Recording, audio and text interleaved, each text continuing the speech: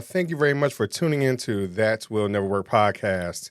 So, I have a question for you. What if you could build a coaching business that feels real, serves others, and actually pays the bills? In today's episode, I am joined by Lydia, who believes that authenticity and financial sustainability should go hand in hand. And if you're a coach trying to build something that lasts, I guarantee you that this particular show is for you. We'll be right back. Educate, empower, enable, impact. Thank you for tuning in to That Will Never Work, an award-winning podcast where we share inspiring information and personal experiences related to business and the entrepreneurial journey from those who are leaders in their respective field. Now, here's your host, author and business coach, Maurice. Thank you for tuning in today. So I'm gonna tell you, I did my little research, Lydia, and I heard in one of your other episodes that you are little compared to your children. So I take it that you are a powerhouse in general. But I thank you very much for coming on to the show. Hi, Maurice. Yeah, thank you for inviting me. I am. I have 4 kids. Well, I call them kids, but they are really tall. The 3 boys are really tall. They're 19, 21, and 23, and they're grown ups. And I brought up the kids because a lot of times we look at our business as if they're still, a kid, right? It's our child. It's our thing that we're trying to nurture and mature. But a lot of times we don't have the patience, and I can speak on this level. For me, my kids are relatively the same as your kids. My kids will be 24 and 22 this year, right? And my daughter, who's now graduating from graduate school and things like that, so I'm kind of ready for her to kind of leave the nest. just a little bit. It's a good feeling. It's a good feeling. Right. And you know what? I actually really enjoy now when they actually live outside house, different city, different countries even. Mm-hmm. But I really enjoy now when they're back Mm-hmm. and we're having a dinner conversation and we discuss politics and economics Mm-hmm. and everyone and they have their own opinions. Sometimes we have very heated discussions, but I really enjoy kind of their independence Mm-hmm. and that I put something in them, Mm-hmm. kind of making this analogy with the business, and then I let them go, Mm-hmm. and then so I enjoy that I never was a kind of a mother that kind of hold on to them. Mm-hmm. I let them go, I let them grow, I let them take their own path, make their own mistakes. So, with our own business, I think it's also important Mm-hmm. kind of give your business freedom, give your business, um, make sure it's sustainable, make sure it does not depend on you 100%. And I think it's very relevant for coaches. So it's Mm-hmm. very, very relevant, very important for coaches for financial sustainability that you mentioned in the beginning. Make sure you not just offer your coaching like one-on-ones or Mm-hmm. even group, but there is nothing that could go on and bring revenues to a business when you're not working, when you're taking a break, when you're taking a rest. One of the things that I think is a challenge, because it is our baby, right? Well, sometimes we don't want it to breathe, right? We need to give it a little bit of air. So how would you encourage someone to maybe take a step back and allow it to breathe, and trust that you've put enough into it that it can still go out there and be a free little baby bird? Yeah, absolutely. Well, I guess my favorite answer, it depends. So, um, uh, when I work with my clients as a business coach, I don't offer kind of one size fit all solution. So, Mm-hmm. for someone that could be having digital products, right? Mhm. The online courses, the ebooks, or the books, um, membership kind of library, right? That Mhm. model.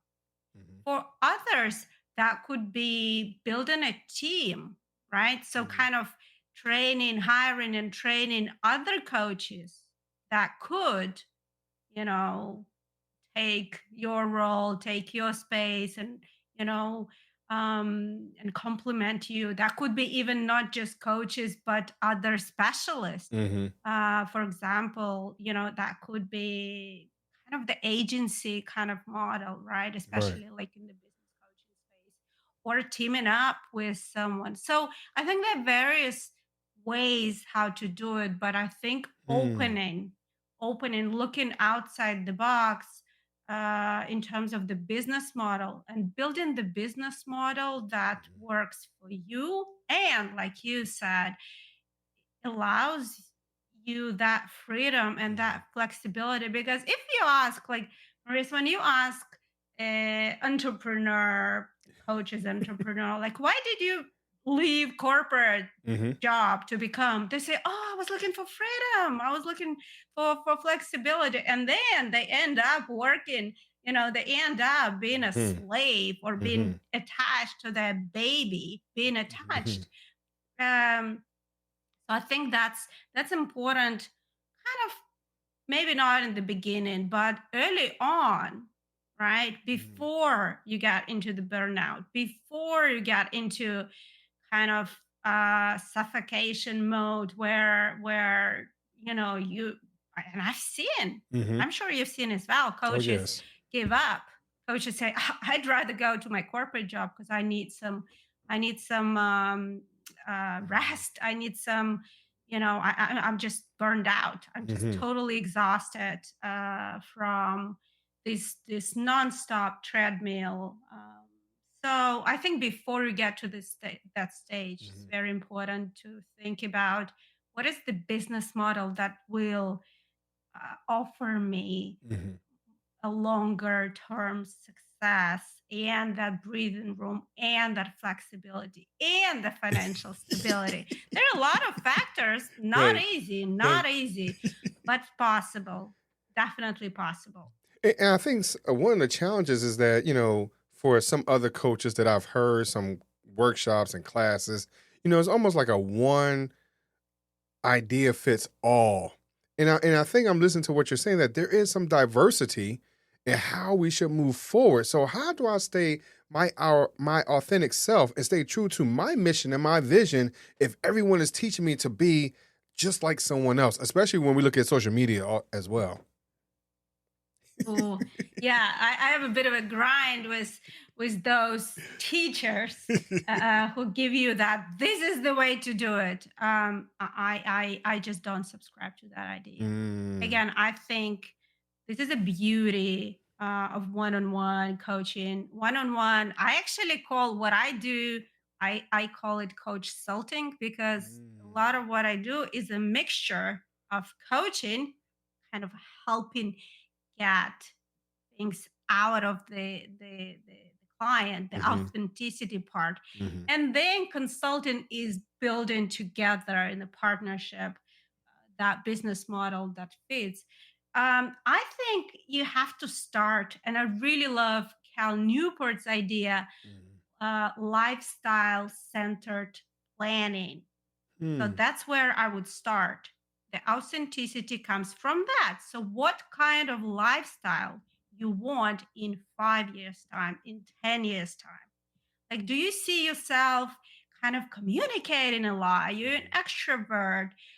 Do you want to, talk to a lot of people? Then maybe your business model is membership, community, Mhm. building events, masterminds, master classes, live events. So, a lot of that. Now, if you're on the other side of Mhm. that spectrum, you love to live somewhere in the woods and write a book, Mhm. or kind of just go and communicate with people a little bit and have the very intimate one-on-one coaching sessions, and you're introvert, like on Mhm. this spectrum, then it's completely different lifestyle that you want for you in 5 and 10 years time. Mhm. That will dictate the business model that you want to ultimately build, and that's where we kind of pin that Mhm. as a compass, as the signpost, and that's where we're going to go. But what we will be building on the way will be Mhm. determined by that. So a lot of times, I mean, I only can speak for myself, but I'm pretty sure you've come across it as well. If you really were to ask someone that type of question, what type of lifestyle they want the mega mansion, right? But some of that is, hey, what is your real expectation? What is not shown to you in a commercial perspective? Because again, for myself, I only have the two kids. My kids will be leaving the nest soon, right? So does my wife and I really need a 30,000 square foot home? So how do you keep someone be realistic and grounded? Sure, sure. And that's where the coaching part comes in. So Hmm. that's why what I do, I call coach salting, Hmm. right? So that's where I put my coach hat on, and I go deep on values. And I do value elicitation session, and you know, that could take some time, but I kind of invite a client to go deep into what actually important to them Hmm. at the you know at the deep down level, and give few exercises that could help, the meditation, long walks. So you know and the deathbed exercise, right? Like when you're in your deathbed, what would you want to have accomplished? What would you regret? So there are a couple of really good exercises, and I think what people don't realize, like on like the two spectrum that we described, Hmm. right? The first one and the second, they both, in terms of financial success, they both could be really successful. So when we're talking about lifestyle, we're not talking about the money Hmm. they're gonna have. We're talking about, like, what do they enjoy doing Hmm. in life. So when we're doing this lifestyle center planning, um, we're not starting from the numbers, 1 Hmm. million, $10 million. No, we're starting like, what do you actually enjoy doing? Again, sitting, writing, drawing, kind of being by yourself, being with nature, or maybe traveling, or maybe hiking, or maybe surfing, or you like actually talking to people, speaking. So we go into the whole life. I think it's very hard to focus on your business without understanding your life as a whole, and your values, what's important to you. Hmm. And I, as a coach, I think my role, my task is Hmm. to help my clients to look bigger, beyond the mansions, beyond the Hmm. yachts, beyond the Ferraris and Maseratis, and Hmm. beyond the material, right? Step up Hmm. in terms of the impact they want to make to the world, and simple things they enjoy. So think about everything together. Wow. So one of the things that I'm listening to is I'm listening to you. I think about whether or not I want to deal with the man in the mirror, because sometimes we don't like to see that person and don't understand, because you said something about values, and sometimes we don't understand where our true value system really is, because sometimes we run away from it. Sometimes we want to forget about it, or we try to tack on someone else's value and not really understanding who we really are. So I think one of the things that you're asking for us to do is to take a little deeper dive, maybe.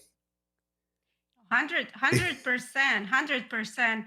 I think you touch on a couple of important points. Mm-hmm. So one is, with this amount of information that we're consuming every day, I think we a lot of times very outwards Mm-hmm. oriented. So like you said, so we looking at someone and we like what we see, and we start say, oh, I want that, without actually understanding that you wouldn't like that, because we only see the facade, we only see Right. the external, we don't know what's going on inside. Right.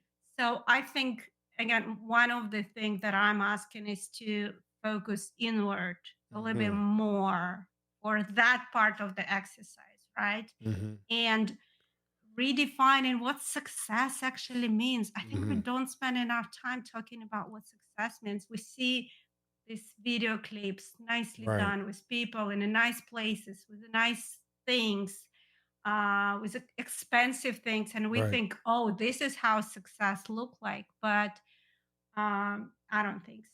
I Right. think each of us need to define success in our own Mm-hmm. words, and this is what authenticity means now. So Mm-hmm. this is one problem, and this is what I'm asking you to do, or clients to Right. do, Right. to look inward and spend more time kind of with this deep question. But it's not, I wouldn't say it's even deep, it's just directed inward, Mm-hmm. uh, versus outward, Mm-hmm. right?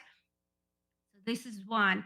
And second, I think we have a lot of limiting beliefs. Right. You're right. For example, again, we think, or if you live in the cabin and write books, you can't earn as much as if you are doing webinars, doing speaking events or whatnot. Mm-hmm. So for some reason, we have this beliefs that this means that, and this does not mean that. Mm-hmm. So another task of mine as a coach is break those beliefs, Mm-hmm. right? Mm-hmm. By showing examples where what you believe actually doesn't mean always true, and vice versa. What they believe is not true, actually possible, right? Mm-hmm. So a combination of these two, we're working with that, and that's the power of coaching, Mm-hmm. right? You can't learn this. You can learn techniques, you can learn tactics, you can learn skills, but this can only done in the interaction. This is Mm-hmm. the power of coaching, where you sit with someone one-on-one and you listen, and you deep listening, and you ask powerful questions, Right. and you help them with that work that they will need to do. So here so talking about getting a deeper dive, right, from a coaching perspective. Again, I did my research, right, and so if you remember, I called you a powerhouse in the very beginning, and I'm saying that because of, if people really know your backstory, and I encourage anybody to really listen to Lydia's story, because it truly influences about where she is today, and because of her backstory, most people would normally say, you know what, I started off bad, I'm gonna end off bad, and not understanding I still can create a better future for myself. I'm still gonna work through the process. So that's why, from a coaching perspective, I need to understand who I'm really talking to and understanding where they're coming from in order for all of us to move forward. Because just as much as I'm coaching you, you're actually coaching me at the same time. And sometimes we don't understand that dynamic as we're going through this process either. Right. Yeah. Uh, my story is something that influenced where I am Mm-hmm. today. Mm-hmm. And what I say, I was given a lot of lemons, and Right. as cheesy as it sounds, I made a pretty tasty lemonade out of that. um, and I often notice that clients that are attracted to me, it does make a difference. So Mm-hmm. they do choose me because they also going through something or some similar life situations, Mm-hmm. context. Mm-hmm. I think I, I kind of whenever I get a next challenge, Mm-hmm. let me say this. Whenever I get the next challenge and they their abundance of them, I say, okay, yes, it's hard. Yes, I have Mm-hmm. to overcome that, but it's another thing that I can working through that I will be able to help my clients better. Mm-hmm. Well, so before I let you go, Lydia, so I'm gonna give it this little teaser, right? To understand why I think that just give an idea. You relocated to a whole new country, right? Twice and, with the family. and sometimes we don't understand how impactful that really can be to the dynamic, not just personally, but like you said, with the family. And I think that's where some of the inspiration comes and the grit and the foundation is set, things like that. So for those individuals who are looking for a coach like you, Lydia, where can they find you so they can understand where their foundation is and how to be able to work through any situation? Right. I think the best is LinkedIn. I'm there pretty much every day. So just have my name. And I recently actually changed my name. Not that I changed it. It's because nobody, I tell you, nobody can pronounce my surname. So I was kind of struggling. What do I do with that? And finally, inspiration came. I took the first three letters from my maiden name, and Okay. now I'm Lidia Axe. Okay. And I think not only it is my name, Right. not full, but it is my name, and I think it kind of represent that grit, Right. represent that determination Mm-hmm. that I exhibit and I help my clients to get more of. So find me on LinkedIn. I'm there. Send me connection request. You can find. I try to post there regularly. Yeah, and I'm very easy to chat. So DM me, and we'll go from there. Nice, nice, nice. And also, your books and everything else, you'll be able to find all that on this, as I said, powerhouse. She inspired me. I'm gonna be honest with you. But I do have one more question before I let you go. And it's funny because I Absolutely. also heard something along those lines in doing my research. But it's my would you rather question. Would you rather choose three doors or a fork in the road?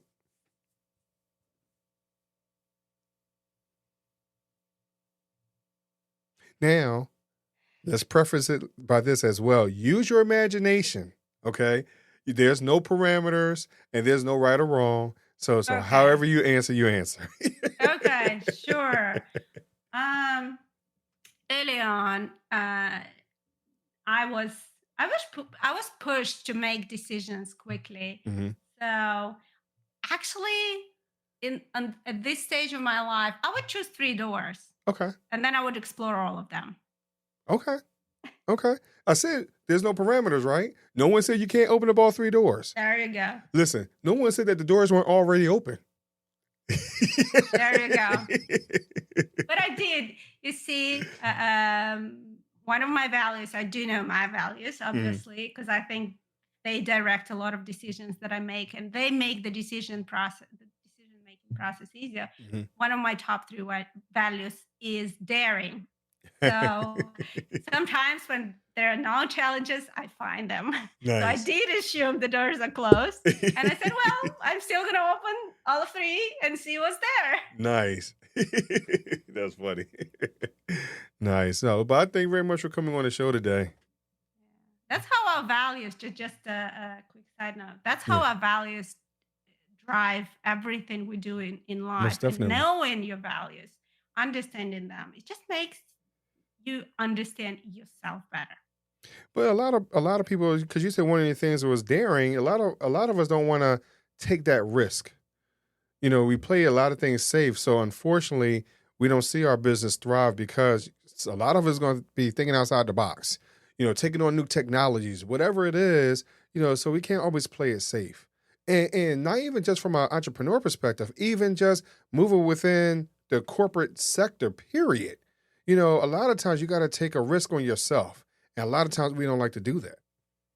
Yeah. Well, if you're there, if you're stuck, if you cannot make that decision, I'm your person. I definitely gonna help you move forward, make this decision, and enjoy it. Enjoy it on the way. Cool. So I thank you very much for coming on, though. No, thanks a lot. I enjoyed it a lot. Sure, no problem. I have fun with this. So thank y'all very much for listening to That Will Nevr Work podcast, and I'll talk to you a little bit later. Thanks for listening. Follow Maurice Chism on social media to stay connected and check back weekly for new episodes. Until next time, that will never work. Or will it?